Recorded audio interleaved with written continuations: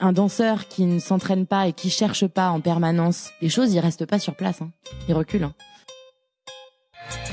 Bienvenue sur Nouvelle École, le podcast pour sortir des sentiers battus où je vais à la rencontre des passionnés qui choisissent d'écrire leur histoire. Moi, j'ai longtemps pensé qu'il fallait cacher ses faiblesses. Vous pouvez pas dire aux spectateurs « Ah désolé, je me suis trompé, je refais ». Quoi. C'est impossible d'avancer si on se fixe un seul chemin. Bon, eh bien, bonjour. Bonjour. Valentine Colassante. Bienvenue sur Nouvelle École. Je suis ravi de te recevoir. En ce moment, je reçois des gens qui font des choses hyper intéressantes et que je trouve à peu près vraiment extraordinaires. Je vais te présenter rapidement. Tu es danseuse étoile à l'Opéra de Paris. Exactement. Tu as été nommée danseuse étoile, je crois que c'était le 5 janvier. Exact. Ouais. C'était à la suite d'une représentation de Don Quichotte. Oui. Parce qu'en fait, on est nommé danseur étoile par la directrice de la danse qui demande, je crois, au directeur de l'opéra. C'est ça, exactement. Ouais. C'est pas sur concours. C'est le seul grade, en fait, le dernier grade de l'opéra qui est pas sur concours. Et si je me souviens bien, il y a 4 grades. Il y a quadrille, coryphée, sujet, premier danseur. Et donc, parmi les premiers danseurs, parfois on peut être nommé danseur ou danseuse Exactement. étoile. Ça fait très militaire comme ça, mais c'est une organisation. Enfin voilà, c'est une institution qui est ancienne et donc qui a gardé ces grades-là.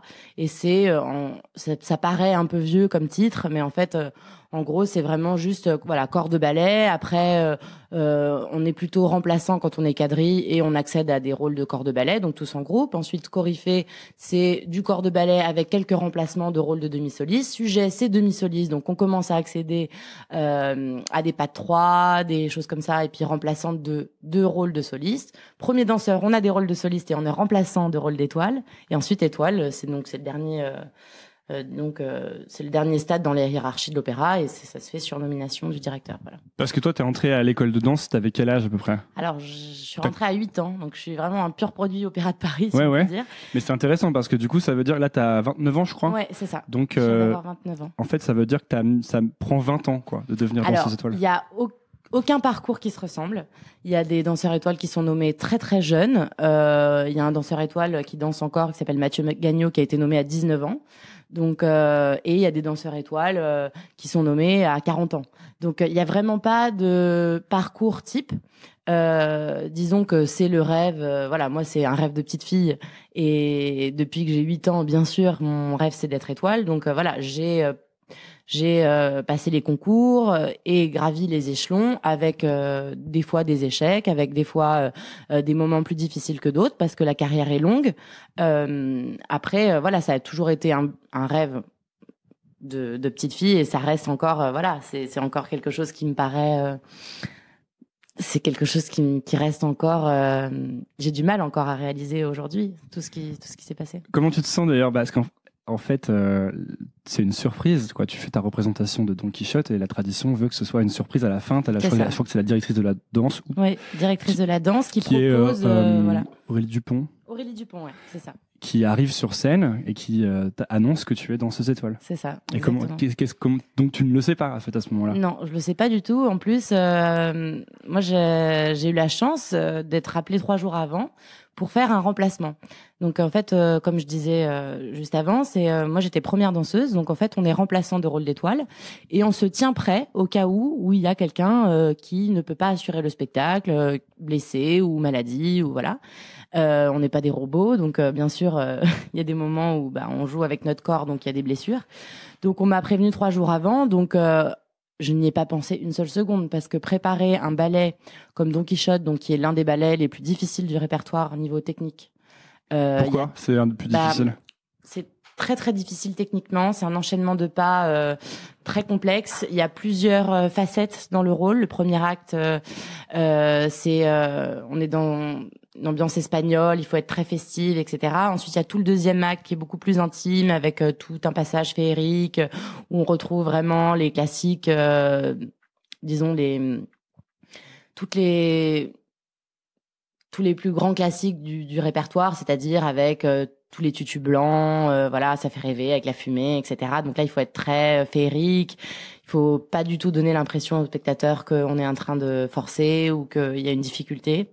Et ensuite, le troisième acte, c'est alors qu'il y a une difficulté terrible, non? Bien sûr. Bien sûr, ce qui est très difficile dans notre métier, c'est justement d'être en permanence dans... c'est un effort physique, mais ça ne doit pas transparaître. Donc, on est en permanence quand on est en spectacle, on cache cette difficulté, mais c'est aussi, c'est un entraînement depuis qu'on est tout petit, c'est-à-dire qu'on ne montre pas l'effort. Dans la danse classique, c'est un sport de haut niveau, mais on ne montre pas l'effort. Ni la douleur d'ailleurs, parce que parfois j'imagine qu'il y a de la douleur quand pour certaines positions, on doit tomber sur un os ou des choses comme ça. Non, mais bien sûr que c'est un métier qui est très difficile, mais qui est aussi un art et avant tout un art. Donc notre but, c'est de faire rêver les gens, de pouvoir raconter des histoires, de pouvoir les faire partir dans on n'est pas du tout aux Jeux Olympiques avec un chrono et qui fait le meilleur temps. Voilà, c'est pas du tout ça. C'est on joue beaucoup plus sur la sensibilité, sur toucher le public. C'est moi vraiment en spectacle, c'est un art. Après au quotidien, c'est un sport parce que il faut énormément d'entraînement pour masquer justement les difficultés et entraîner son corps de manière à ce qu'il soit résistant comme un sportif de haut niveau, quoi. Parce que quand il faut faire ce genre de performance, par exemple Don Quichotte, c'est 3 actes, donc c'est presque c'est 2h30 de ballet où on est presque tout le temps en scène. Donc c'est un vrai marathon. Et quand on sort de scène, c'est pour des changements de costume. Donc vous commencez à 7h30, vous finissez à 10h du soir et vous avez tout donné, quoi. Et par contre, le public, si vous avez réussi, il ne doit pas du tout une seule fois sentir la fatigue ou... Ça, c'est l'objectif. Ça, c'est la marque de la réussite du spectacle. Ou en tout cas pour un premier danseur. Oui, c'est l'objectif ultime d'un danseur. C'est-à-dire, c'est de vivre à fond l'émotion et rentrer complètement dans son personnage et se laisser porter par ce personnage ou par la performance ou par... Après, dans les ballets contemporains, c'est encore différent, mais c'est quelque chose qui est très important pour nous. Enfin, moi, quand je me prépare pour un spectacle, je me conditionne vraiment mentalement. Comment tu fais ? C'est quoi ton conditionnement ? C'est énormément de concentration. C'est 2-3 heures avant le spectacle. C'est être vraiment, je me mets dans une bulle. Je répète tous les pas dans ma tête. J'essaie de me calmer. J'essaie de gérer le stress parce qu'il y a aussi beaucoup de stress avant une représentation. Tu fais quoi pour te calmer ? Alors moi, je respire. Je fais beaucoup d'exercices de respiration. Ça pourrait s'apparenter à du yoga, mais c'est des exercices qui sont très personnels et que j'ai développés au fur et à mesure. Donc j'ai toute ma petite série d'exercices pour me calmer que j'ai créé en fait finalement avec le temps. En fait, je pense que chaque danseur, il n'y a pas de méthode clé. Et vous vous en transmettez des exercices ? Bien sûr, on se donne des conseils entre nous. On essaye de bien sûr. Enfin, il y a beaucoup d'entraide aussi. Hein. Donc il faut vraiment. Après, il faut trouver son propre moyen, sa propre manière de se calmer, de faire baisser la pression et de pouvoir être au maximum, disons, le plus dans une forme physique optimale, que ce soit mentale, physique. Il faut du stress dans un spectacle. C'est l'adrénaline, c'est ce qui vous pousse, à vous dépasser, c'est ce qui vous pousse à relever des défis ou à être au maximum de vos capacités. Quand il n'y a pas de stress, vous n'êtes pas au maximum de vos capacités. Ah, tu veux dire que c'est un indicateur pour toi que tu es en train de pousser tes limites ? Moi, je sais qu'avec le stress, si vous arrivez à le contrôler, ça n'a pas toujours été le cas. Quand j'étais plus jeune, quand j'ai commencé ma carrière, le stress, des fois, me mettait en péril parce que j'arrivais pas à le dominer. Depuis quelques années maintenant. Ça te faisait faire des erreurs, tu veux dire ? Oui, ça me faisait faire des erreurs parce que vous voulez bien faire ou parce que vous sentez des faiblesses, parce que le stress vous par exemple perturbe les jambes ou vous avez les jambes dans du coton ou après chacun a ses symptômes. Et à ce moment-là, tu réfléchis quand tu fais ta performance, quand tu danses ? Quand ça vous est arrivé plusieurs fois, au fur et à mesure, on est surentraîné depuis qu'on est tout petit. On a l'habitude d'être en scène, donc après, à un moment, il faut que ça devienne comme chez nous. C'est-à-dire qu'au fur et à mesure des spectacles, on apprend à dominer ce stress. On arrive de plus en plus à le canaliser et à le transformer en énergie positive. C'est ça le but. Et c'est vraiment d'apprendre à canaliser son stress. Et en fait, c'est une recherche en permanence sur la connaissance de soi. Et la danse, c'est que ça. C'est une recherche en permanence au quotidien sur vraiment sur soi-même, comment dompter son corps, comment le maîtriser, comment gérer son mental, voilà. Et je dis pas que j'ai tout appris, j'ai encore plein de choses à apprendre. C'est juste que je vois par rapport à il y a quelques années, quand le stress est présent avant un spectacle, c'est plus quelque chose qui me fait peur. C'est quelque chose que j'arrive à apprivoiser. Voilà, comme un animal de compagnie où je me dis il est là, mais il va m'aider parce que vous allez être moins fatigué avec le stress. Quand on est stressé, on a une adrénaline qui fait que vous avez moins de fatigue. Vous vous sentez aussi une espèce de... Ouais, c'est l'adrénaline du one shot, quoi. Vous n'avez pas le choix, il faut y aller. Et c'est maintenant, et c'est pas en répétition où on peut pas recommencer, quoi. Vous pouvez pas dire au spectateur désolé, je me suis trompé, je refais, quoi. Donc voilà, il y a une c'est la répétition qui fait que le stress descend ou que tu arrives mieux à le maîtriser, c'est le fait de l'avoir fait et refait et refait. Ouais, moi je fonctionne beaucoup comme ça. C'est si j'ai bien préparé, que je me sens en confiance, que j'ai beaucoup travaillé en studio, que je sais parfaitement ce que j'ai à faire en spectacle. Avec le stress, ça devient quelque chose qui me libère et qui devient porteur de sens et artistiquement aussi. C'est-à-dire que vous êtes concentré. Enfin moi, ce qui se passe en scène, c'est que le stress disparaît au fur et à mesure et je suis portée que par l'histoire. Vous pensez même plus à la technique parce que c'est travaillé, c'est acquis et après, bien sûr, il y a aucune représentation qui est parfaite. Après, Comment ça? Tu fais toujours des erreurs? Bien sûr. Et tu les vois, tu les sens quand tu les fais? Bien sûr, mais après, tout notre art, c'est justement de déguiser, de masquer, de pas le montrer, de rebondir dessus. Voilà, c'est des... Mais c'est peut-être des erreurs. Est-ce que c'est des erreurs qui sont certainement même imperceptibles à l'œil normal? Sûr. Comme un restaurant 3 étoiles où il y aurait une erreur, mais on s'en rendrait jamais compte, quoi. Mais bien sûr, c'est imperceptible. C'est imperceptible pour le spectateur parce qu'il y a un spectacle, parce qu'il y a des décors, parce qu'il y a une atmosphère et donc du coup, c'est imperceptible pour le spectateur. Moi, je le sais. Il y a que moi qui le sais. Et si le spectateur s'en rend compte, ça veut dire qu'on n'a pas réussi à bien maîtriser le spectacle. On n'est pas, c'est pas un art parfait. Il n'y a pas de perfection dans la danse. C'est pas quelque chose. C'est ça qui est très difficile, je pense, pour un danseur, c'est en permanence de souffrir d'une certaine imperfection. On est en permanence devant le miroir, on est en permanence en train d'essayer de se corriger depuis qu'on est tout petit. Il faut accepter aussi qu'on n'est pas parfait et qu'on est des artistes et que ça, c'est des choses que j'ai compris il y a pas si longtemps que ça.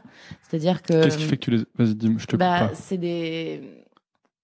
Que le public aussi aime voir les faiblesses des danseurs. Enfin, c'est aussi, on est des artistes et si on se cache en permanence devant quelque chose de très, comment expliquer? Si on pense qu'à la performance purement sportive et technique, on va pas toucher les gens. C'est intéressant ce que tu dis parce que en art, c'est souvent en effet la beauté est souvent dans les imperfections. Mm-hmm. Mais alors ça veut pas dire l'amateurisme, quoi. Non, ça veut dire une certaine imperfection à la limite de... c'est montrer ses faiblesses aussi, montrer ses fragilités et s'en servir comme des atouts. Tu veux dire, est-ce que c'est ce qui permet par exemple au public de s'identifier à tel ou tel danseur ou de préférer celui-ci ou celle-là? Bien sûr. Parce qu'il y a ces imperfections qu'il aime bien chez cette... Bien sûr, et ses faiblesses et ses failles et sa sensibilité. Un artiste qui va par exemple reproduire à la perfection par exemple, je pense à un peintre qui va reproduire à la perfection le tableau d'un artiste. Est-ce que vous allez être touché? Non. Vous allez être touché s'il apporte sa patte, s'il apporte quelque chose de nouveau, s'il recrée ce tableau avec sa propre interprétation. Nous, c'est ça notre rôle. Moi, je suis interprète. J'essaye à chaque fois qu'on me donne un rôle à danser ou que j'ai un spectacle à danser, j'essaye de le refaçonner, de le repenser à ma manière, avec mon corps, avec mon physique, avec mon interprétation, avec ce que j'imagine du personnage ou du rôle. Donc, et je pense que c'est comme ça qu'on touche les gens. Moi, j'ai longtemps pensé que il fallait cacher ses faiblesses. C'était quoi tes faiblesses alors? Un bon danseur. Je suis quelqu'un de très sensible, un peu trop émotif des fois, et j'avais du mal à gérer mon stress. Donc, c'est des choses que j'essayais de cacher. Je me mettais une façade en me disant, bon bah là, Valentine, avant d'entrer en scène, tu te blindes, Tu fais comment pour te blinder? C'est mental. Il faut essayer de je me disais, tu fais abstraction de tout ce qu'il y a autour, et puis mais c'est faux. C'est pas la bonne méthode. Je pense que justement, il faut être le plus à l'écoute possible par rapport à tout ce qui se passe autour et pouvoir être le plus à même possible de réagir quelle que soit la situation en scène. Parce qu'un spectacle, c'est un spectacle vivant. Ça bouge en permanence. Vous allez avoir des interactions avec d'autres danseurs. Vous pouvez pas tout préparer. Vous pouvez pas tout calculer. Tu vois qu'il faut pas être un robot en quelque sorte. Non. Il faut être attentif. Il faut être préparé et assez calme pour pouvoir être à l'écoute des autres danseurs, à l'écoute de son partenaire, parce que souvent on danse à deux aussi. Donc c'est une espèce de symbiose qui doit se faire, et quand cette symbiose marche, c'est là où ça devient magique. Et est-ce que tu t'es satisfaite de tes performances en général, ou est-ce que tu es plutôt du genre à te dire peut mieux faire? C'est très rare qu'un danseur sorte d'un spectacle et soit heureux, ou soit parfaitement content de tout ce qu'il est fait. Non, moi je pense je suis pas quelqu'un qui va me mutiler après un spectacle ou être triste. Voilà, j'essaie juste d'améliorer en permanence et d'essayer de comprendre à chaque fois ce qui s'est passé, si c'était bien. Là, il y a un spectacle, c'est pas noir ou blanc. Un spectacle, c'est il y a souvent des bonnes choses, il y a aussi voilà, exactement, il faut juste prendre le positif, je pense, de chaque représentation et avancer avec ça. Et un spectacle qui se passe pas bien, c'est aussi souvent une clé, une porte qui va s'ouvrir parce que vous comprenez pourquoi ça s'est pas bien passé à ce moment-là, et vous trouvez des solutions. Il faut comprendre pourquoi ça s'est pas bien passé, en effet. Est-ce que toi, tu vas analyser à chaque fois les choses? Bien sûr. À chaque fois, il y a une vraie analyse du spectacle. Elle se fait comment? C'est toi tu regardes des vidéos? Comment ça se passe? Alors, ça dépend. On n'est pas tout le temps filmé. Des fois, je demande à me filmer parce que le support vidéo est quand même très utile pour se rendre compte de certaines choses, des fois. Après, je pense je suis plus dans un métier où c'est la sensation et la réunion vraiment l'union entre le mental et le physique. Et donc, je pense que c'est quelque chose qui est très personnel et qui doit être, personne peut vous aider. On a des coachs pour ça, mais je pense que c'est très personnel. Il faut avoir une recherche, moi, j'y réfléchis beaucoup seule, à comment essayer d'améliorer les choses. Pourquoi j'ai eu cette peur à ce moment-là, par exemple, sur quelque chose technique dont j'avais pas peur avant, et pourquoi en spectacle j'ai eu peur. Tu le fais immédiatement après le spectacle? Ça dépend vraiment. Il y a des fois aussi, après un spectacle, je suis humaine et j'ai juste besoin de parler avec mes proches qui sont venus me voir, prendre un petit verre de vin rouge et puis me détendre, quoi. Tu peux faire la fête, toi, ou pas? Faire la fête, on est humain, quoi. Hein. Moi, je pense que c'est très important. Un artiste qui danse toute la journée, qui prend jamais aucun jour de repos, qui se nourrit de rien d'autre, je suis pas sûre que ce soit un artiste épanoui. Non, moi, j'ai des amis, j'ai une vie de famille, voilà. Je sors avec des amis. Ça m'arrive de boire du vin rouge, bien sûr. Non, il n'y a pas de. Après, bien sûr, on a une hygiène de vie qui n'est peut-être pas considérée comme normale, si je puis dire. On a notre outil de travail, c'est notre corps. C'est quoi l'hygiène de vie d'une l'hygiène de vie, c'est un cours tous les matins d'1h30 avec une barre, avec des exercices qu'on répète depuis qu'on est tout petit. Donc ça, c'est... Les mêmes exercices? Est-ce que certains exercices sont restés les mêmes depuis 20 ans? Oui, c'est une combinaison de pas différentes, mais ce sont les mêmes exercices. On commence par les plier, les dégager, les battements, les rondes jambes à terre. Voilà, on a toute une... je vais pas tous les citer, ce serait trop long, mais on a tout un enchaînement d'exercices qui se fait tous les matins, et c'est notre sorte de... Moi, c'est ma thérapie. C'est une sorte de yoga où on nettoie le corps des spectacles de la veille, des toxines de la veille, où on remet les choses à plat. C'est un plaisir. C'est comme la méditation un peu ou... Ah, moi, c'est un vrai plaisir d'aller au cours tous les matins. Ah ouais? Ah oui. Même après aussi longtemps? Bien sûr. Ah oui, c'est toujours un plaisir parce que on est en permanence dans la recherche de quelque chose. On va pas au cours pour faire... c'est pas un entraînement juste comme ça pour se maintenir en forme. Non. Un danseur, c'est comme, pour moi, comme la bicyclette. Sauf que elle est en montée. Un danseur qui ne s'entraîne pas et qui cherche pas en permanence des choses, il reste pas sur place. Hein. Il recule. Hein. Mais du coup, elle te vient d'où, toi, cette exigence? Qu'est-ce qui fait que certains, pour les danseurs, mais dans plein d'autres domaines, c'est pareil. Certains ou certaines vont tous les jours arriver en se disant cette fois, il faut que je monte encore un peu plus, et d'autres non. Je crois que je suis quelqu'un de très passionné. Je crois que j'aime profondément ce que je fais. Et c'est vraiment... c'est quelque chose qui fait partie de ma vie, la danse, depuis que je suis toute petite. C'est quelque chose qui me passionne, c'est quelque chose qui me transcende. Enfin, je pense que c'est difficile d'expliquer. C'est quelque chose, c'est vraiment... c'est quelque chose qui m'anime et j'en ai besoin. J'aime danser, j'aime profondément danser. C'est un moyen d'expression pour moi.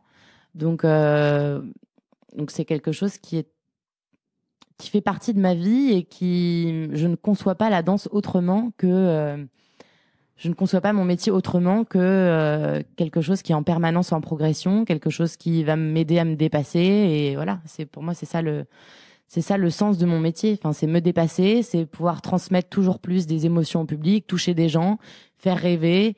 Je pense que c'est très important, surtout dans la société actuelle, d'avoir des. Pourquoi dans la société actuelle? Je pense que il y a beaucoup de, voilà, il y a des, c'est comment dire, il y a beaucoup de jeunes qui savent pas forcément ce qu'ils ont envie de faire ou qui se demandent. On parle beaucoup de communication, il y a beaucoup de réseaux sociaux, il y a beaucoup de, voilà, on parle ouverture des médias, on est au courant de tous les problèmes sur la planète entière.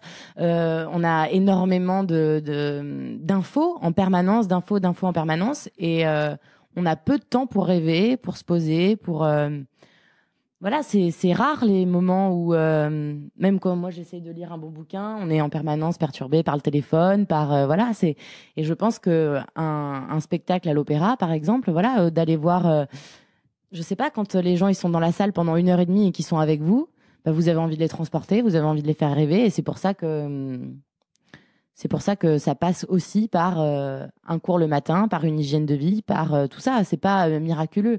On n'arrive pas au spectacle, on fait pas rêver les gens comme ça. Il faut une maîtrise technique incroyable, il faut une précision de chaque instant. Donc ça s'invente pas, voilà. Donc après, si j'ai pas la prétention de faire rêver tout le monde, etc., hein, mais en tout cas, c'est mon souhait le plus cher. Enfin voilà, c'est de pouvoir communiquer des émotions et faire une parenthèse des fois dans une vie qui va très très vite en ce moment. Tu penses que c'est, à ton avis, les facteurs vraiment, comment dire, les facteurs clés qui vont mener un danseur ou une danseuse à devenir première danseur ou danseuse étoile, tu crois que c'est vraiment qu'une question de quantité de travail, ou est-ce qu'il y a une notion de dîner aussi? Je demandais ça en fait à Yannick Agnel récemment, c'est récent que je pose des questions, mais ça m'intéresse parce que là on est vraiment tout en haut de la performance, quoi. Et donc je me demande, est-ce qu'en fait tout le monde peut y arriver en commençant tôt et en ayant le bon environnement, disons, et en travaillant tout le temps, ou est-ce que vraiment parfois on arrive et on se dit non mais cette personne est beaucoup trop forte par rapport à moi, déjà par rapport à ses caractéristiques innées? Je pense qu'il y a des caractéristiques innées dans la danse. Il y a des choses il y a des critères physiques qui sont malgré tout importants, mais qui sont de moins en moins vrais, parce que je pense que chaque corps, s'il est pris tôt, bien sûr, si vous commencez la danse classique à 25 ans, ça va être compliqué de faire une carrière et de devenir danseur étoile, ça c'est sûr. Après, si vous commencez tôt... Qu'est-ce qui est considéré comme trop tard? Ça...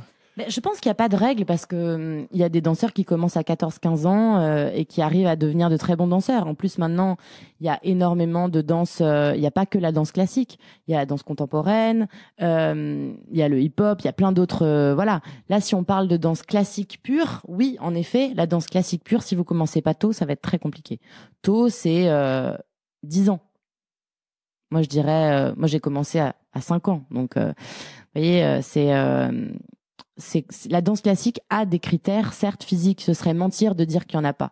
C'est pas vrai. D'ailleurs, dans la sélection, je crois que au départ, il y a des évaluations à la fois de compétences, mais aussi physiques, bien sûr, selon des critères pour voir si le corps va évoluer pour être compatible en fait avec ce qu'on attend de la morphologie d'un danseur ou d'une danseuse. Bien sûr. Après, parmi tous ces critères physiques, il y a quand même énormément de parts laissées à la volonté, à l'envie, au côté artistique de quelqu'un.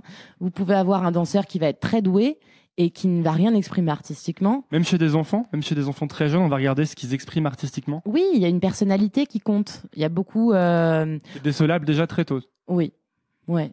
la personnalité des danseurs. Enfin, moi, ça m'arrive de voir des danseuses de 8-9 ans qui sont peut-être pas forcément les plus douées de la Terre, mais qui ont quelque chose à dire ou qui ont une personnalité à part et qui vont forcément susciter la curiosité et qui vont moi, je pense que tout se travaille. Tout se travaille, le corps se modèle, on peut faire ce que l'on veut avec son corps si on a un cerveau bien rempli et et qu'on se pose les bonnes questions.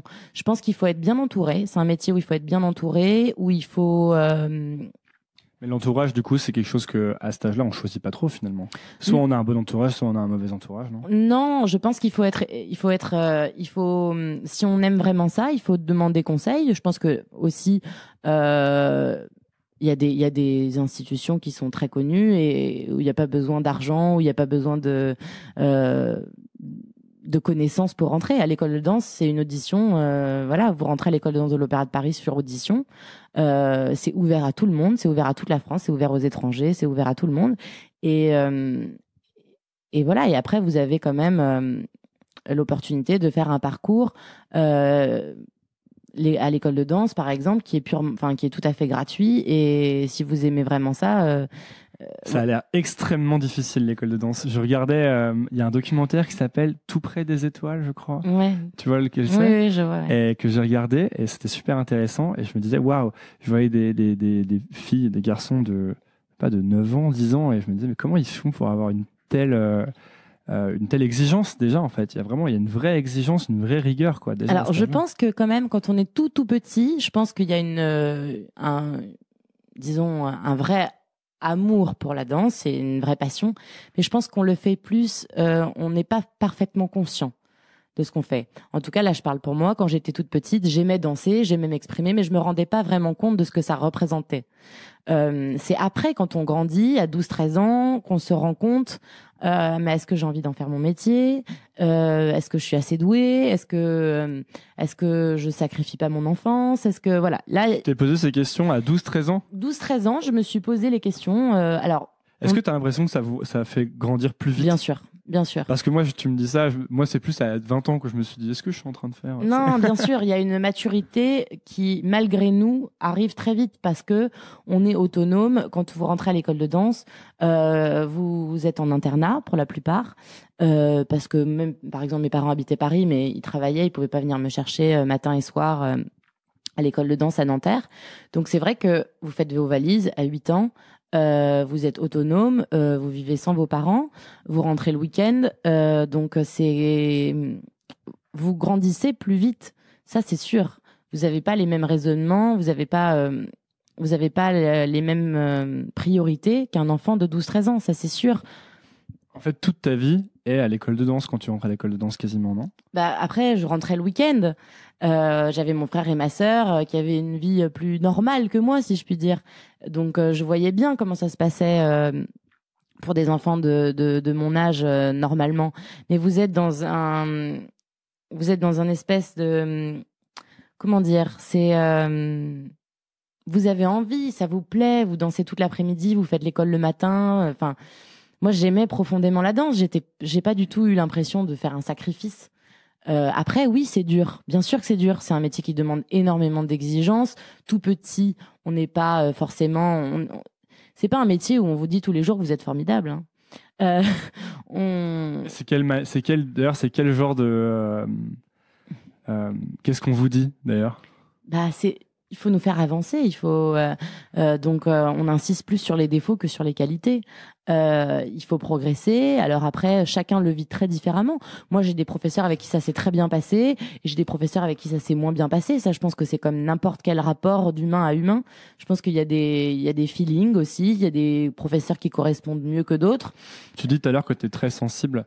Mais il y a un peu un côté machine à broyer les faibles. Je crois qu'ils employaient l'expression dans le documentaire. Bon, alors moi je trouve ça toujours un peu exagéré quand on dit ça. Mais... Non, mais moi j'en ai aucune idée. C'est juste qu'ils disaient ça dans le documentaire. L'expression était forte, je trouvais. Et je me disais, mais quand tu disais que tu étais très sensible, je me disais, ouais, enfin, très sensible, tu as quand même pour faire 20 ans là-dedans et arriver à devenir danseuse étoile. Non, mais ça, c'est sûr et certain que si vous êtes juste sensible et que vous vous effondrez à chaque remarque qu'on peut vous faire, c'est pas la peine. Ça, c'est sûr.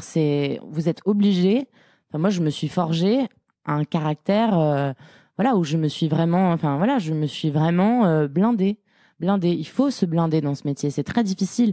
Comment tu fais pour te blinder? Est-ce que tu as l'impression d'avoir progressé à ce niveau-là? Bien sûr, mais c'est, enfin, en fait, on progresse malgré soi. On n'arrive pas toujours à, voilà. Enfin, moi, par exemple, quand je suis sortie de l'école de danse. Je pensais que en rentrant dans la compagnie, tout allait être tout rose, quoi. Je me suis dit ah bah voilà, c'est super, t'es rentré dans la compagnie, c'est formidable. Maintenant tu vas commencer à gagner ta vie avec ça, tu vas pouvoir faire ton métier tous les jours. Mais non, c'est là d'un coup on prend conscience que bah c'est une entreprise où il y a beaucoup de danseurs, où il y a encore des concours à passer, où il y a de la concurrence. Où pour danser, il va falloir travailler d'arrache-pied. Donc vous vous rendez compte, enfin très vite, moi je me suis rendu compte que bah c'était loin d'être fini, quoi, et que ça venait de commencer. Donc en permanence, il y a des étapes dans. Moi, quand j'ai commencé, j'étais un peu naïve. Voilà, je voulais juste danser avec ma petite sensibilité. Quand on me faisait une petite réflexion, bah, je me mettais à pleurer ou j'allais le week-end me plaindre à mes parents. Mais c'est après, au fur et à mesure, vous vous rendez compte que c'est pas ça qui vous fait avancer de vous plaindre, parce que finalement, moi, j'étais persuadée que je voulais faire ça. Donc, T'avais un objectif très clair en fait d'où tu voulais aller, c'est ça? Ah, mais bien sûr. Tu penses que ça a été important? Moi, c'est ce qui m'a aidé. Ouais. De savoir où tu voulais aller. Ouais, ça, c'est clairement c'est ce qui m'a sauvée dans plein de situations. J'ai pas toujours réussi les concours, j'ai pas toujours eu la vie facile. Enfin voilà, je suis pas forcément quelqu'un de hyper doué à la base. Il a fallu que je travaille beaucoup.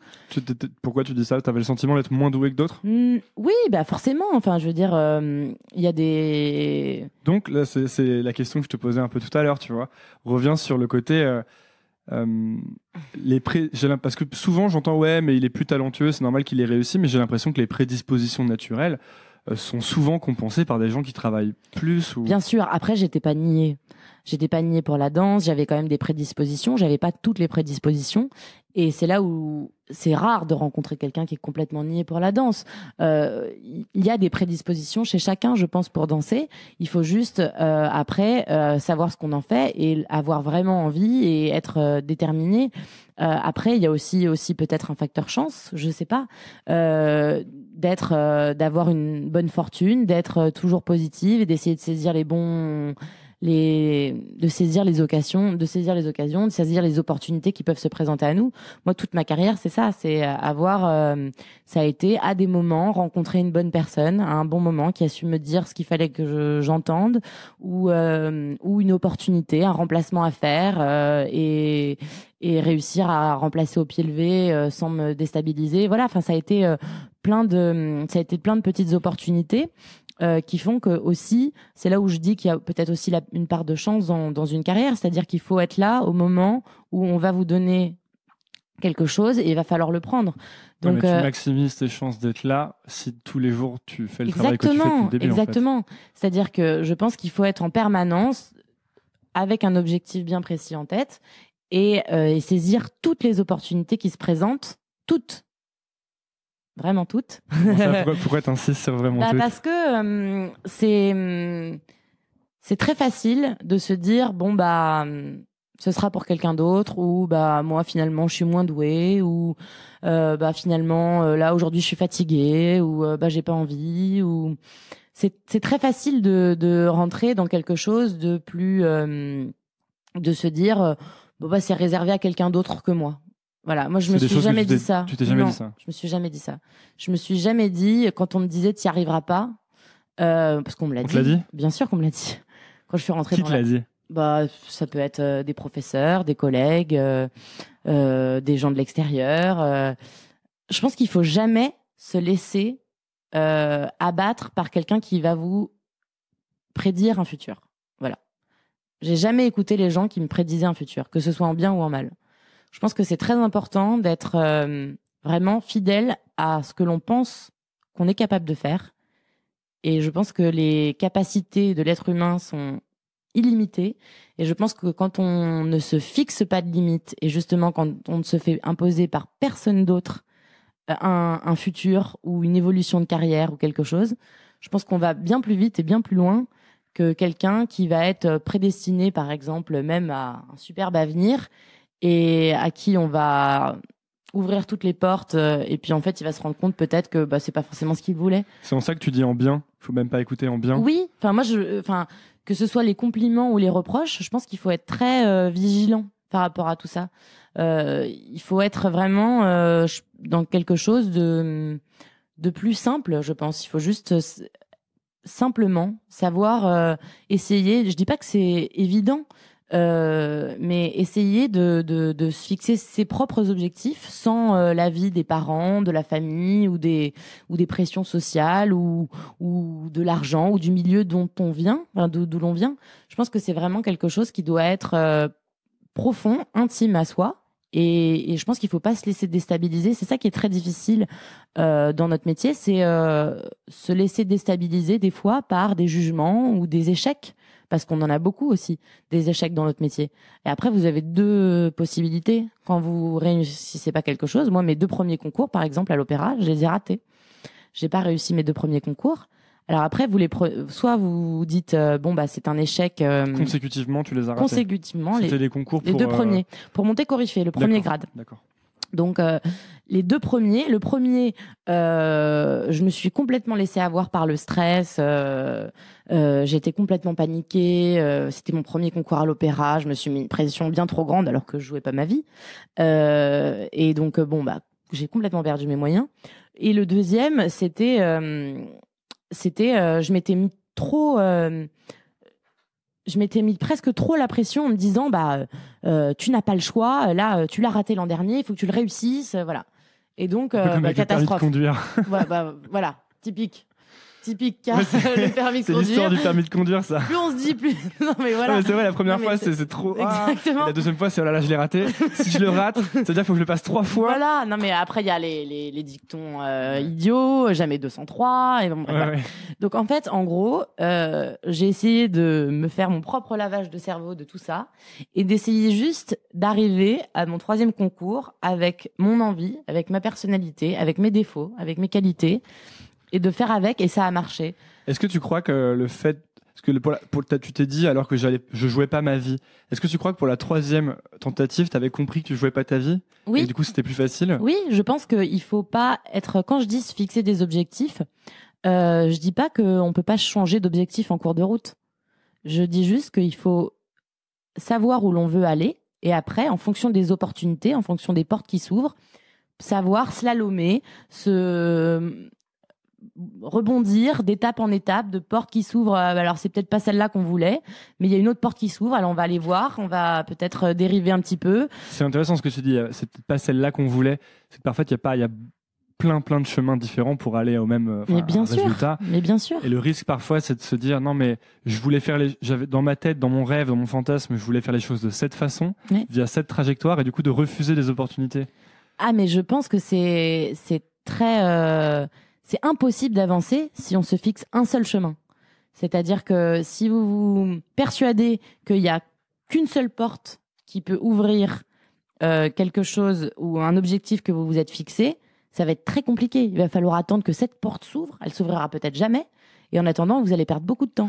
En fait, c'est toute la question de est-ce que je vais laisser des paramètres extérieurs décider de ma réussite, ou est-ce que je vais pas les laisser décider de ma réussite? Parce que quand tu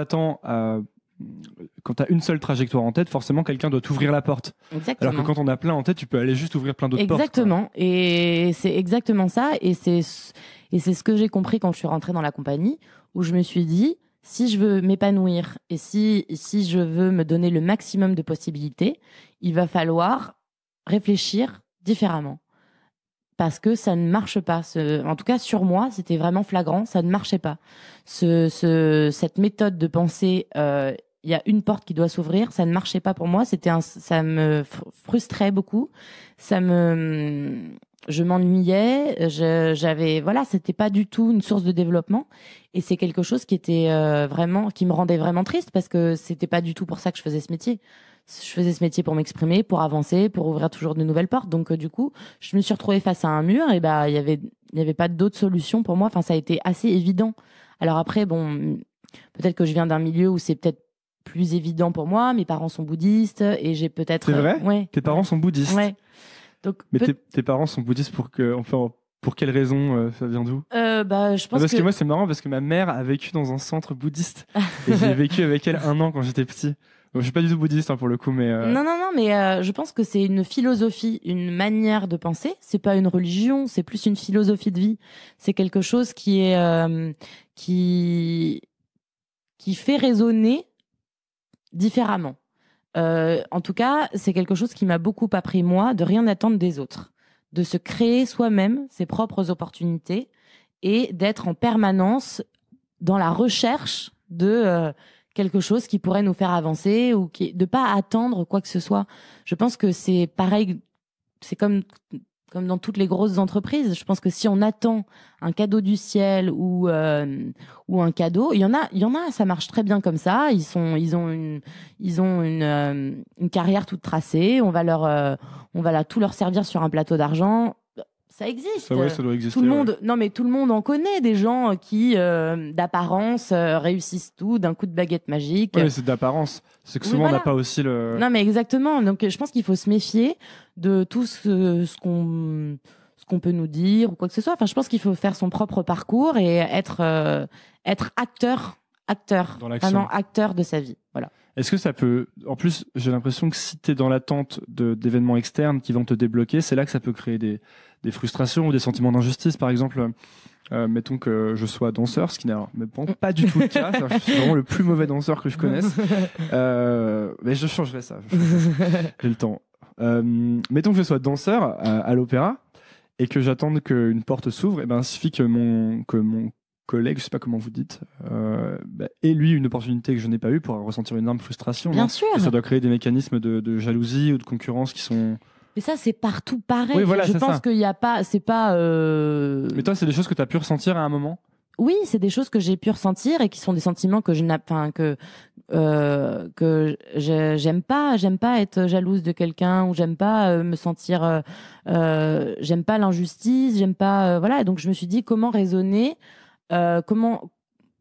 pourquoi il y a de la jalousie, pourquoi il y a de la frustration, et je me suis vite rendu compte que c'était à moi de changer les choses, quoi. C'était à moi de me créer des opportunités.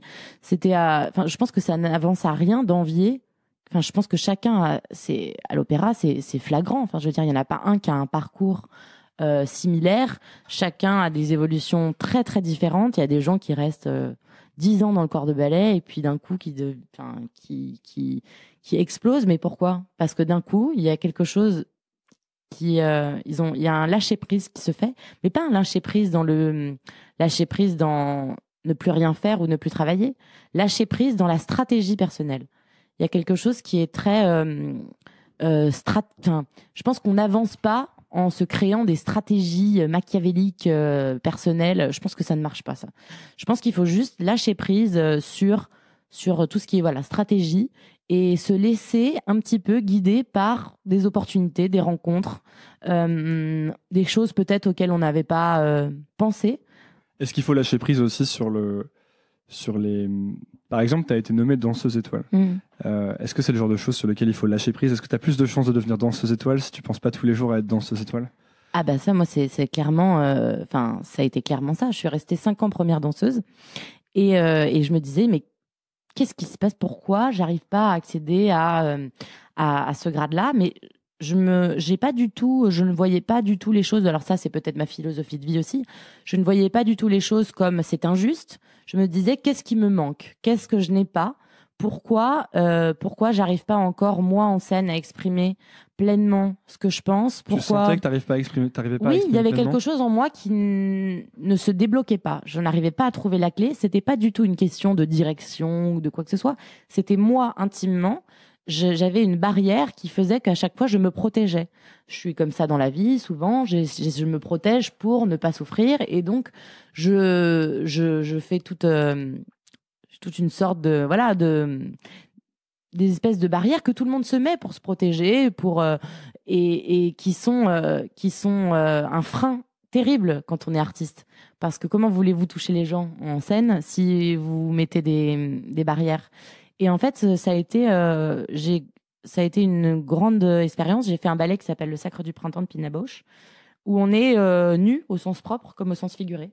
C'est-à-dire que c'est vraiment un ballet où on rentre dans une transe impressionnante. La musique de Stravinsky, elle est très très forte. Et cette chorégraphie vous pousse à aller, vous ne sentez plus du tout, vous ne savez plus du tout, vous ne sentez plus du tout de douleur corporelle ou quoi que ce soit.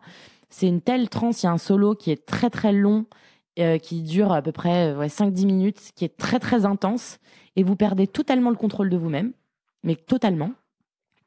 Et à la fin de ce ballet, la première fois que je l'ai dansé, je me suis dit, bah voilà, c'est ça en fait. C'est ça que tu cherches depuis 5 ans, que t'avais toujours pas réussi à trouver. Là, je me suis dit, c'est la première fois en scène où je me suis sentie libérée de quelque chose, où j'étais vraiment parfaitement moi-même, en oubliant complètement que j'étais en représentation avec un public, etc. Et depuis ce jour-là, ça a débloqué beaucoup de choses. Et en effet, quand tu me demandais si est-ce qu'on arrive au titre d'étoile en se disant tous les jours je vais être étoile, bah non, justement. Je pense que ce titre, c'est pas quelque chose. Je pense que ça doit être une évidence. C'est-à-dire que je pense que ça doit être quelque chose qui arrive à un moment dans une carrière. Ça peut être à 19 ans, ça peut être à 20 ans, ça peut être à 25 ans. Moi, c'est à 28. Ça a été à 28 ans. C'est arrivé comme quelque chose d'une suite logique. C'est-à-dire que j'étais plus du tout dans l'attente de ce titre. J'étais dans quelque chose de... Voilà, j'essayais de me trouver. Et ce spectacle où j'ai été nommée, ça a été un moment de plénitude. Enfin, ça a été vraiment un moment où je me suis sentie moi-même, où je me suis pas jugée, où j'ai été vraiment à la fin du spectacle, je me suis dit j'étais contente, ça m'arrive rarement, et j'étais vraiment heureuse. J'avais profité du spectacle à 100%. J'avais pas une once de stress, ça s'est envolé tout de suite.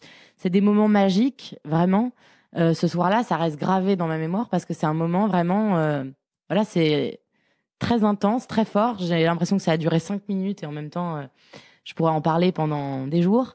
Ça a été un moment, une espèce de, je sais pas, d'alignement où il y a quelque chose qui s'est produit où vous êtes en parfaite adéquation avec ce que vous pensez, ce que vous faites.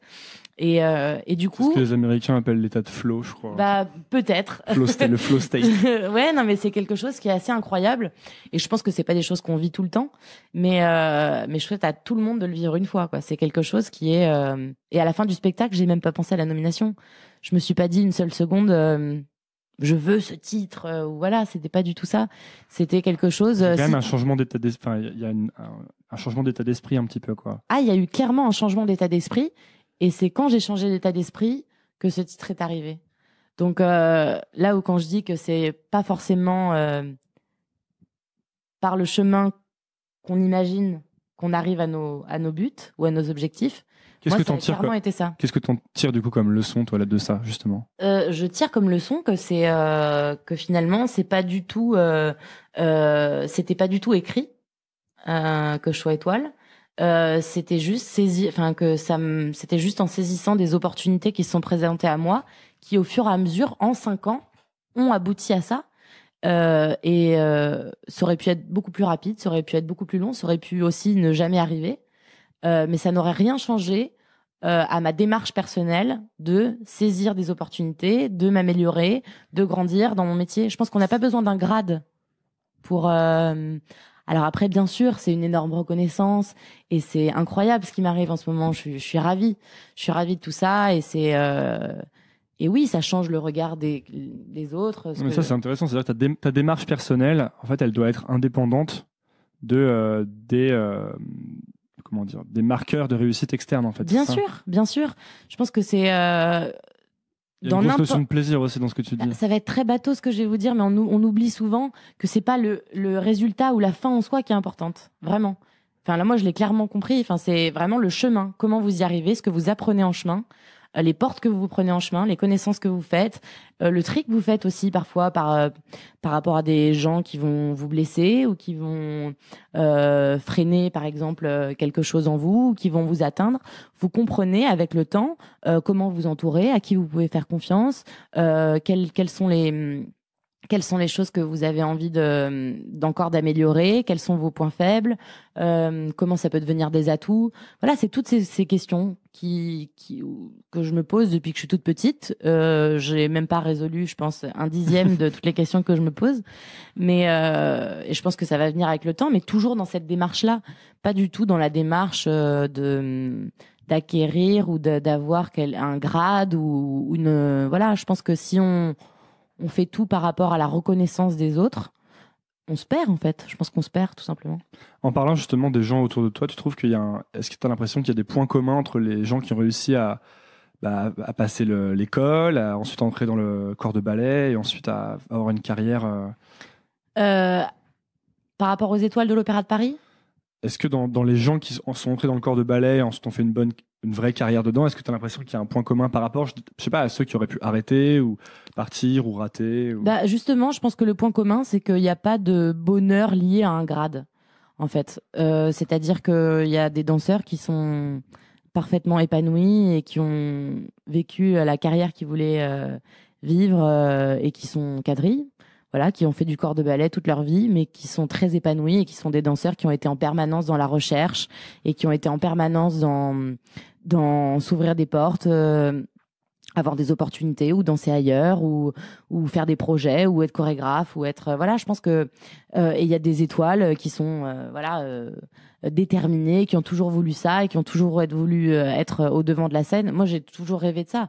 Depuis que je suis toute petite, je voulais être devant, enfin, je voulais porter des rôles, je voulais raconter des histoires, je voulais porter un balai sur mes épaules, je voulais être devant, je voulais exprimer, voilà.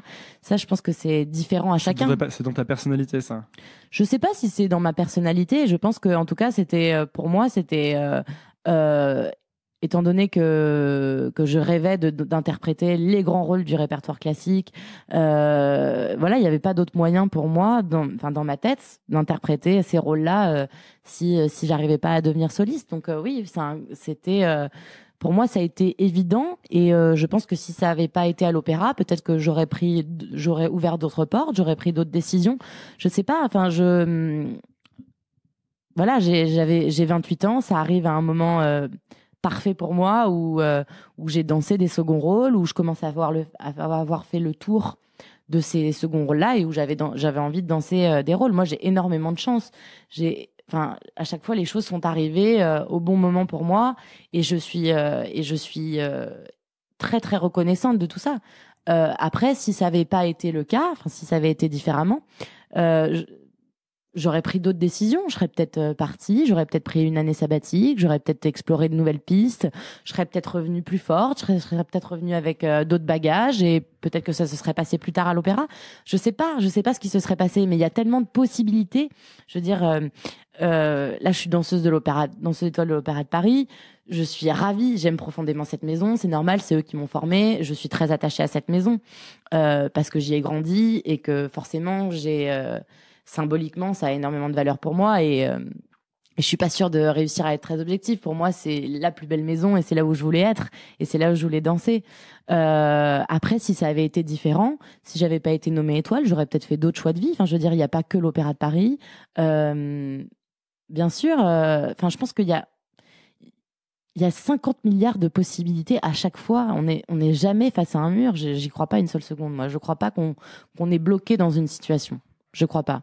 On est bloqué devant une situation si on n'arrive pas à changer d'angle, quoi. Si on n'arrive pas à penser à une autre façon d'avancer, quoi. Bah, je pense qu'à partir du moment où on est bloqué, c'est obligatoire de se forcer à réfléchir différemment. C'est un conseil qu'un type m'avait donné, dont je me souviens, je sais pas pourquoi je me suis souvenu longtemps de ce truc. J'étais à San Francisco en stage et alors vraiment à l'époque je voulais absolument être entrepreneur et j'avais rencontré un type de Google ou de Facebook, un type assez important. Et je l'avais vraiment rencontré 15 minutes dans un Starbucks parce que mon boss lui avait demandé de me rencontrer. Et je m'étais en plus rendu compte que que ce dont je lui parlais, c'était vraiment pas très sérieux, quoi. Et lui, il m'avait dit, de toute façon, tout ce que tu me dis, ça n'a aucune importance. Le seul truc qui est important, c'est que tu restes jamais bloqué, en fait. Parce que moi, je lui disais, mais là, je peux pas monter une boîte parce que je sais pas coder, je sais pas programmer, je sais pas faire ci. Et il me disait, non, mais c'est pas important, en fait, parce que tant que tu restes pas bloqué et que t'avances, tu vas finir par arriver là où tu veux arriver, en fait. Mais peu importe le chemin, quoi. Non, mais bien sûr, c'est ça, peu importe le chemin. C'est peu importe le chemin et c'est vraiment, c'est très important de continuer à évoluer. en permanence sur d'autres domaines, pas forcément, enfin, sur plein, il y a tellement de paramètres pour être une bonne danseuse, il y a plein de paramètres. Il y a des paramètres techniques, il y a des paramètres artistiques, il faut se nourrir d'autres choses, il faut aller voir des expositions, il faut parler avec des gens. Comment tu sais que tu arrêtes d'avancer? Est-ce que ça t'est arrivé de te dire, là, Quand je m'ennuie.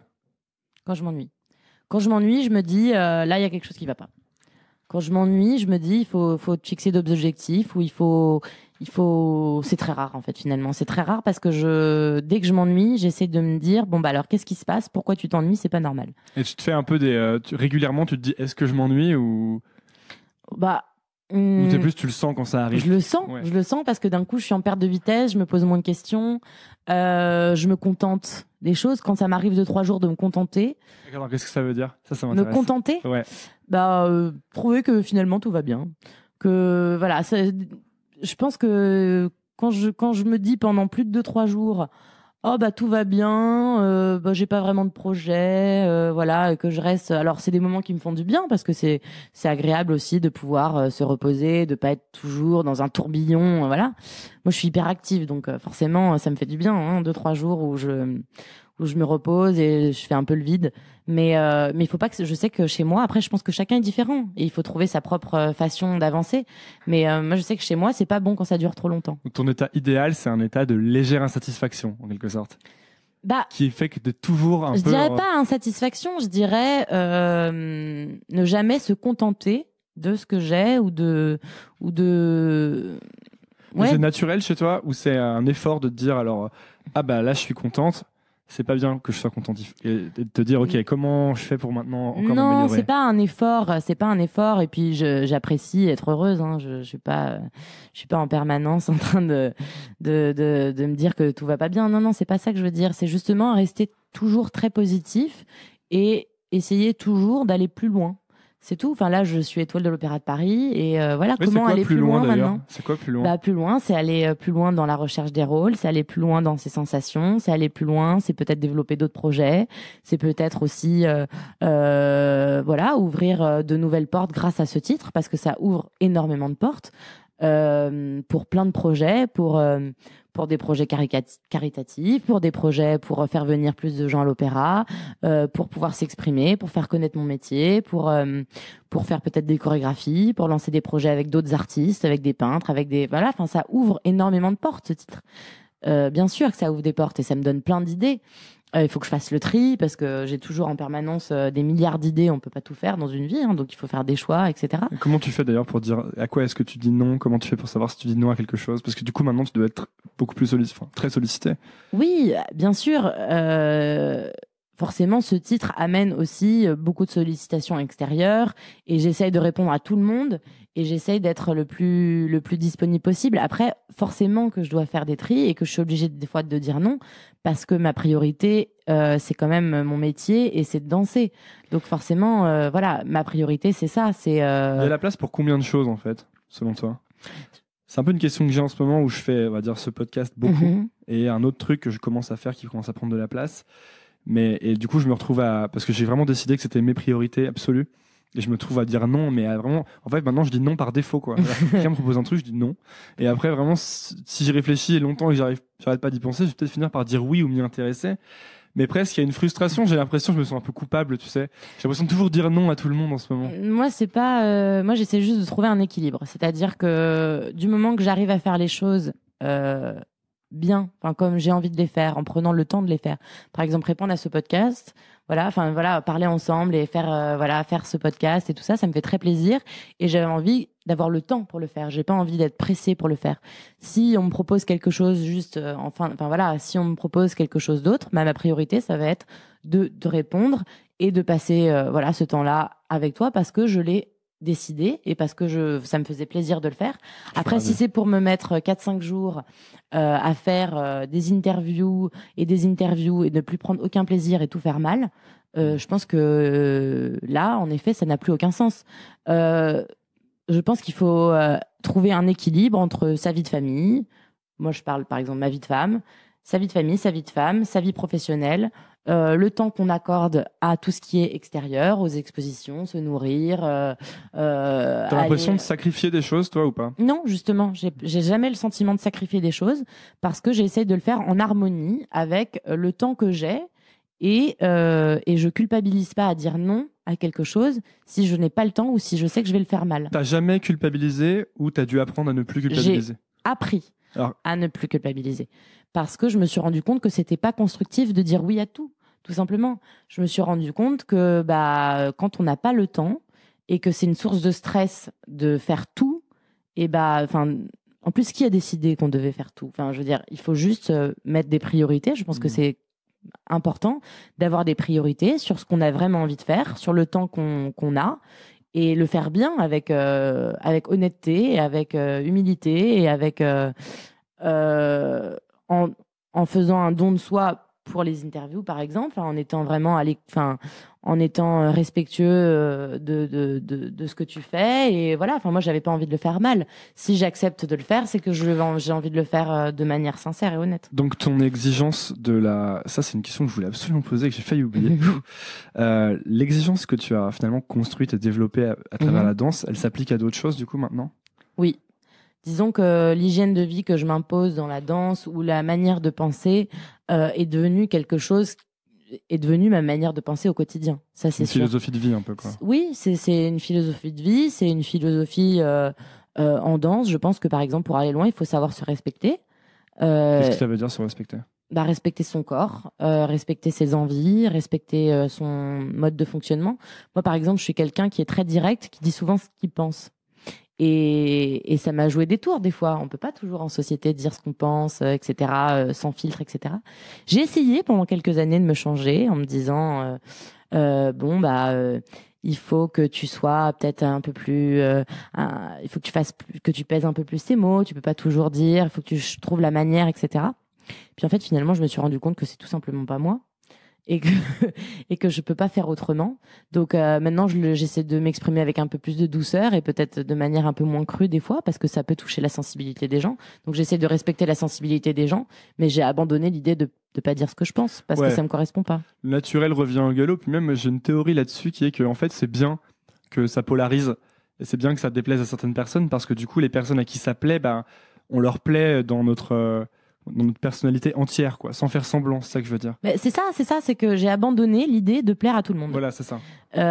Et je pense que c'est un métier, et ça, c'est la danse qui m'a beaucoup appris ça, et mon métier qui m'a beaucoup appris ça, parce qu'en fait, on ne peut pas plaire à tout le monde. En tant qu'artiste, vous ne pouvez pas plaire à tout le monde. C'est même d'ailleurs plutôt mauvais signe si on plaît à tout le monde. Je sais pas si c'est mauvais signe ou bon signe. En tout cas, moi, j'ai vite compris que si j'essayais de faire plaisir à tout le monde ou que j'essayais de plaire à tout le monde, je perdais mon identité propre, et du coup, je perdais tout simplement mon identité, ma manière de m'exprimer et ce pourquoi je fais de la danse depuis que je suis toute petite. Donc en fait, ça s'est fait malgré moi, c'est-à-dire que j'ai abandonné l'idée de plaire à tout le monde. Et à qui t'essaies de plaire alors? À toi? C'est ça? J'essaie de plaire à personne, j'essaie d'être le plus proche et le plus honnête avec moi-même quand je raconte une histoire, quand je suis en scène. J'essaie d'être le plus honnête possible avec les gens avec qui je parle et avec qui et même par rapport à moi-même, j'essaie d'être le plus honnête possible en scène et dans la vie en fait. Après, c'est pas toujours simple, bien sûr, parce qu'il y a des moments où on va pas bien, où on est plus triste, où on est plus préoccupé, où on perd quelqu'un qu'on aime et voilà, il y a énormément de facteurs dans la vie, mais je pense qu'il faut avoir il y a énormément de changements dans une vie et on peut pas savoir ce qui va nous arriver, mais en tout cas, je pense que c'est très important. En tout cas, moi, c'est comme ça que je me sens bien, c'est d'être le plus honnête possible avec les gens qui m'entourent, avec mon métier, avec voilà, j'en ai fait une devise quoi. Tu dis parfois on est moins bien, il y a des choses qui nous arrivent. Comment tu fais pour justement quand le mental lâche un peu, ou en tout cas est plus faible, comment tu fais pour garder ton niveau d'exigence, ou en fait réussir à faire quand même le travail, tu vois, chaque jour? C'est là où la danse m'aide beaucoup. C'est là où je me rends compte que c'est une énorme soupape pour moi de décompression et voilà, c'est c'est un moyen pour moi d'évacuer en fait beaucoup de choses. Pour moi, la danse, c'est quelque chose, quand ça va pas bien, je mets tout dans la danse ou dans mes spectacles ou dans ma manière de composer ou d'interpréter les rôles. En fait, je me sers, en fait, quoi. Ouais, je me sers complètement de tout ce qui m'arrive au quotidien dans mon art. Donc Tu le sens ressortir quand tu danses, etc. C'est ça? Ah oui, oui. Il y a eu des moments dans ma vie où c'était pas forcément évident et je m'en suis servie dans mon art et ça a été c'est génial parce qu'en fait moi j'évacue comme ça en fait. C'est mon moyen d'expression. C'est comme ça que je fonctionne et c'est pour ça que je peux pas me passer de danser d'ailleurs. C'est parce que c'est mon moyen d'expression. C'est mon plus beau moyen d'expression. C'est intéressant, il y avait dans le documentaire que j'ai regardé, donc, dont j'ai parlé déjà 3 fois, il y avait un danseur étoile dont j'ai oublié le nom, qui disait qu'il était devenu père et que justement, maintenant il dansait avec ça, que ça lui donnait plus de poids, il disait. En fait, je pense que chaque artiste... S'il prenait tout ce qu'il avait dans sa vie. Mais bien sûr, parce que je pense que chaque artiste, quand vous voyez une danseuse avant qu'elle soit mère et après qu'elle soit mère, il y a un changement qui s'effectue, bien sûr, parce que on se nourrit de notre vie. Enfin, on se nourrit de rencontres qu'on peut faire, on se nourrit de choses qu'on peut vivre dans nos vies sentimentales, dans nos vies familiales, de conflits qu'on peut avoir, voilà, on se nourrit de tout ça et après forcément on est des artistes, donc forcément ça se lie après sur un artiste et donc vous faites avec, il y a une maturité aussi qui s'invente pas. Moi j'ai pas la maturité d'un danseur qui a 40 ans et qui a déjà fait plein d'expériences et voilà, il y a un espèce de c'est comme ça, enfin c'est obligatoire, un artiste se nourrit de ce qu'il vit. Ouais, ce que tu décris, c'est très similaire en fait à ce que pourrait dire un peintre ou un musicien. Bien sûr, c'est son moyen d'expression. Le musicien qui va composer, il va s'inspirer de ce qu'il vit sur le moment où il le compose. Un peintre, il va peindre avec le plus d'honnêteté possible un tableau qu'il trouve qui lui ressemble. Voilà, un artiste en scène, il va chercher à être le plus honnête possible. Et donc en adéquation avec sa vie, forcément. C'est indissociable. Je lisais sur l'Opéra de Paris et j'ai cru comprendre qu'il y a un âge limite quoi, de départ à la retraite, c'est 42 ans et demi. Et oui, malheureusement. Et ça, c'est écrit, quoi. Tu peux pas danser après 42 ans et demi. Alors, avant, c'était 40 ans pour les femmes et 45 ans pour les hommes. Et la parité veut que l'Opéra a décidé que c'était 42 ans et 6 mois. Alors, ça peut paraître surprenant de partir à la retraite à 42 ans et 6 mois, mais en réalité, c'est purement, c'est pour le bien de la compagnie, en fait, tout simplement. C'est qu'un danseur à 42 ans et demi, c'est compliqué d'aller plus loin. Alors, bien sûr, il y a des exceptions, il y a des danseurs qui peuvent... On pourrait faire des exceptions, c'est-à-dire qu'on pourrait demander à chaque danseur... Il y a des danseurs à 37-38 ans qui ont des douleurs partout et qui auraient besoin de s'arrêter, ou il y a des danseurs à 45 ans qui sont encore capables de danser. Ça, c'est malheureusement, ça c'est pas du tout. On peut pas vraiment fixer. Il a fallu fixer un âge. Donc cet âge a été fixé à 42 ans et demi, ce qui me paraît bien. Et ce qui permet aussi un renouvellement de la compagnie et ce qui permet d'avoir toujours des ballets classiques avec des solistes qui sont à la hauteur et qui sont très bien entraînés, qui sont au maximum de leur performance et qui sont meilleurs. À 45 ans, on n'a pas la même forme physique qu'à 30, c'est évident. Est-ce que ça crée chez toi, est-ce que du coup il y a un rapport au temps différent ? Bien sûr, notre carrière est très courte. On a une carrière qui est très courte. Alors après, on commence très jeune, mais à 42 finalement, voilà. C'est comme les footballeurs, c'est comme tous les sportifs de haut niveau. Hein. Il y a très peu de sportifs de haut niveau qui passent les 40 ans. La danse, heureusement, on a cette chance d'être peut-être un tout petit peu plus préservé et d'avoir la chance de pouvoir danser encore certaines choses, parce qu'il y a différentes formes de danse. Mais à 42 ans et demi, c'est déjà un bel âge pour arrêter, quoi. Toi, du coup, c'est quelque chose auquel tu penses dans ta vie de tous les jours, le côté qu'est-ce que je vais faire après, ou non, pas tellement ça, plus est-ce que le fait qu'il y ait une date limite impacte la manière dont tu danses ou tu vis ton art au quotidien? Oui, quoi. Moi ça impacte. J'ai parfaitement conscience depuis que je suis petite, ou en tout cas du moins depuis que je suis rentrée dans la compagnie à 17 ans, que à 42 ans c'est terminé et qu'il faut en profiter, et que là, en ce moment, je vis un peu mes années, disons, l'âge d'or, quoi. C'est-à-dire, c'est un moment, en ce moment, où je suis plus mûre que quand je suis rentrée à 20 ans et que j'arrivais mal à gérer mon stress.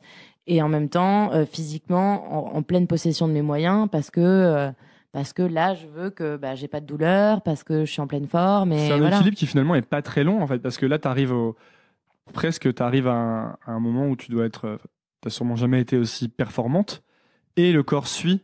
Et en fait, ça doit pas durer très longtemps en fait, cet équilibre-là en danse.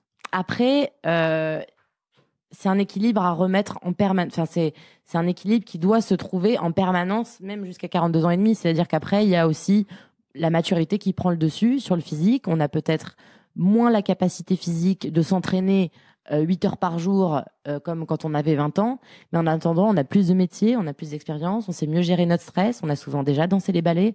Donc du coup, il y a une sorte de maturité et d'entraînement et déjà de réponses à certaines questions qui sont faites. Enfin, il y a déjà des réponses qui sont apportées et on sait comment gérer notre corps. Plus on avance, plus on sait comment gérer nos douleurs, plus on sait comment gérer notre physique, plus on sait comment gérer notre mental.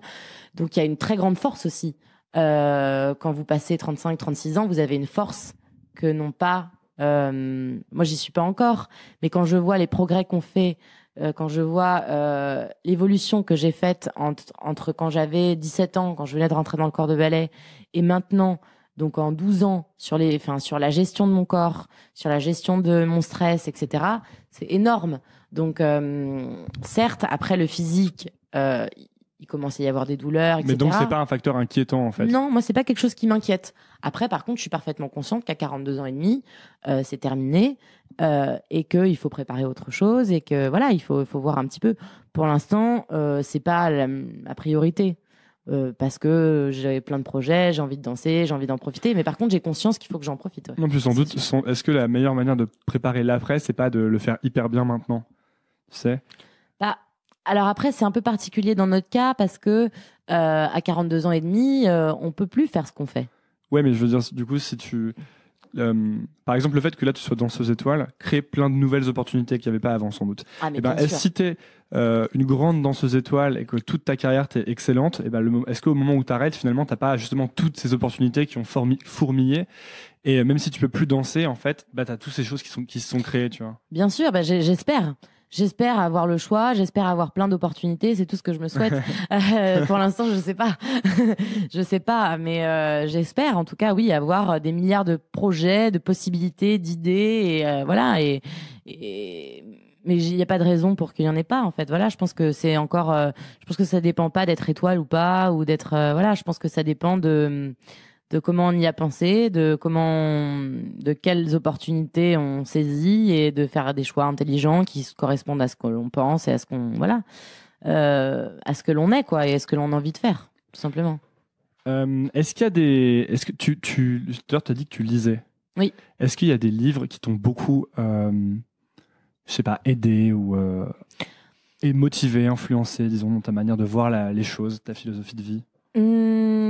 Alors, des livres, je pense que c'est un peu, c'est difficile de donner un livre ou un film. Des livres que t'as beaucoup offerts peut-être, ou beaucoup recommandés. Il y a non, j'ai pas. Je pense que c'est très personnel, et je pense que dans chaque livre, je tire quelque chose qui me correspond ou qui m'intéresse. Je lis pas non plus que des livres philosophiques, ou voilà, ou je lis pas que des grands romans. Je lis aussi des thrillers, des films. Enfin voilà, je vois des films, des comédies, voilà. Et je pense que j'ai des conseils comme ça. Enfin voilà, je donne des petits conseils de temps en temps, où j'aime bien échanger et débattre sur des livres. Après, j'ai pas un livre en particulier que je conseille, ou ça dépend vraiment. J'adore aller dans une librairie et regarder des quatrièmes de couverture et me dire, ah bah voilà, ça me parle, ça m'inspire. Je connaissais pas l'auteur, et puis je me retrouve à lire un bouquin que je connaissais pas, et finalement à lire tous les bouquins. Ouais. Et là, je suis en train de lire un livre de Wayne Byars. C'est un professeur de danse qui a une manière de concevoir la danse qui est très particulière, parce qu'il a une vraie... c'est un professeur qui cherche depuis 20-30 ans à ouvrir la danse à aussi des amateurs, à dire que ces cours ne sont pas uniquement réservés aux professionnels. Et c'est très intéressant, ce bouquin. Et donc, si je peux recommander, oui, allez, un bouquin que je peux recommander en ce moment, si on veut s'ouvrir un petit peu à la danse, c'est très aussi... C'est très pédagogique, c'est très philosophique. Ça explique un peu le monde de la danse aussi. Donc c'est un livre de Wayne Byars et c'est magnifique. Il y en a qu'un de lui. Donc et il s'appelle comme oui, d'accord. ça s'appelle. Ah mais j'irai voir, je t'apprécie. Ouais, voilà. Voilà, mais c'est un très beau bouquin. Voilà, donc si je peux en conseiller un sur. Ça reste sur la danse. J'aurais voulu citer autre chose, mais pour l'instant, c'est ce que je dis en ce moment. Bah, merci beaucoup, Valentine Colassante, d'être venue sur Nouvelle École. Est-ce que les gens peuvent aller te voir bientôt ? Alors, en ce moment, je suis sur une création de James Thierry, le petit-fils de Charlie Chaplin.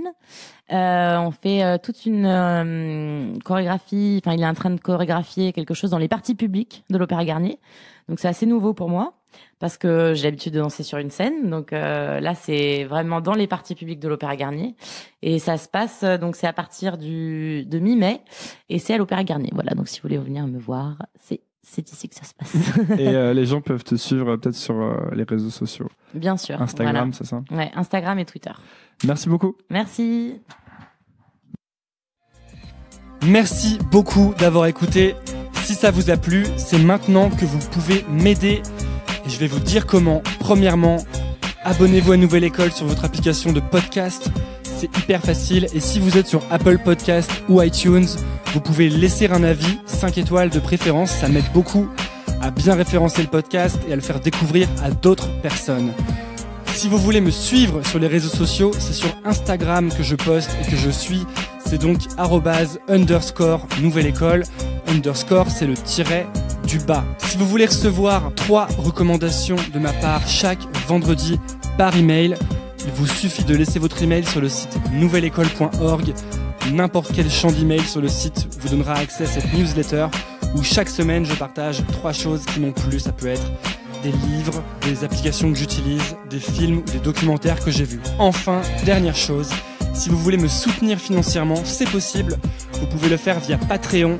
C'est à patreon.com/Nouvelle École Podcast et les dons commencent à 2 € à peine. Et après, libre à vous de donner ce que vous voulez. Tous ces liens sont dans la description de l'épisode. Voilà, j'ai fini. Merci beaucoup et à la semaine prochaine. Nouvelle école, je donne ça à l'ancienne.